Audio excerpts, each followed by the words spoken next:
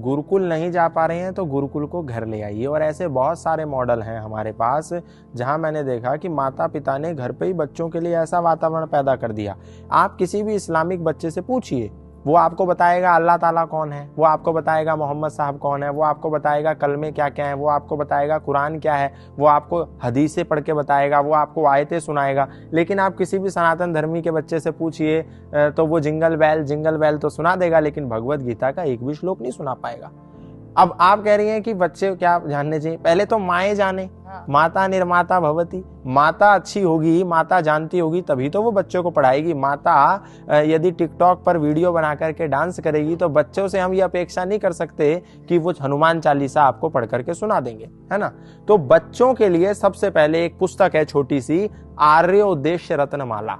ये पुस्तक जो है इसमें 100 डेफिनेशंस हैं। जैसे पहली डेफिनेशन धर्म की, दूसरी डेफिनेशन अधर्म की, तीसरी डेफिनेशन ईश्वर की, चौथी डेफिनेशन विद्या की, पांचवी अविद्या की। ऐसे सारे जो मूल सनातन संस्कृति है उसकी जो मुख्य परिभाषाएं हैं, वेदोक्त परिभाषाएं हैं, सत्य आधारित परिभाषाएं हैं, विद्या पर आधारित परिभाषाएं हैं और ज्ञान आधारित परिभाषाएं हैं, वो आर्योद्देश्य रत्नमाला में है। आपके बच्चे को पता होना चाहिए कि धर्म क्या है, उसको पता होना चाहिए ईश्वर क्या है, उसको पता होना चाहिए सत्य क्या है, उसको पता होना चाहिए स्वर्ग क्या है, उसको पता होना चाहिए नरक क्या है, उसको पता होना चाहिए पाप क्या है और पुण्य क्या है, ताकि उसको संसार में, इस समाज में कोई भी ढोंगी, कोई भी पापी, कोई भी दुराचारी, कोई भी अत्याचारी उसको ठग ना पाए।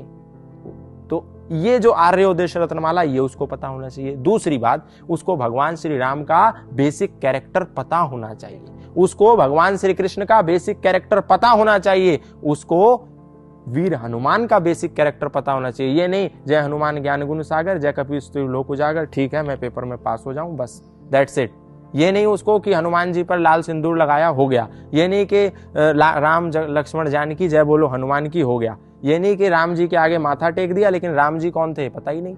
और जब ये पता नहीं होता तो घर में भाई भाई से लड़ता है, जब ये पता नहीं होता तो बेटा अपनी माँ से लड़ता है, जब ये पता नहीं होता तो पति और पत्नी में आपस में विवाद होता है। लेकिन जब उनको राम जी के सामने मस्तक झुकाने से पहले ये पता होगा मर्यादा पुरुषोत्तम श्री राम का वास्तविक चरित्र क्या था, तो हर घर में श्रेष्ठ भ्राता पैदा होंगे, हर घर में श्रेष्ठ माता पैदा होगी, हर घर में श्रेष्ठ भाई पैदा होंगे, हर घर में श्रेष्ठ पुत्र पैदा होंगे और हर घर में श्रेष्ठ पिता पैदा होंगे।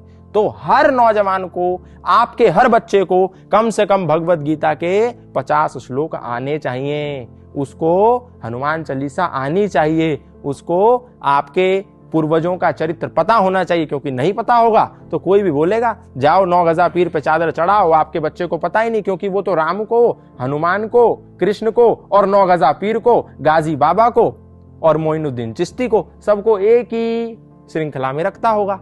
तो यदि उसको राम का कैरेक्टर पता होगा तो उसको मालूम चलेगा राम इधर है और मोइनुद्दीन चिश्ती उस श्रृंखला में है ही नहीं, कौन पापी है और कौन पुण्य आत्मा है वो जानता होगा।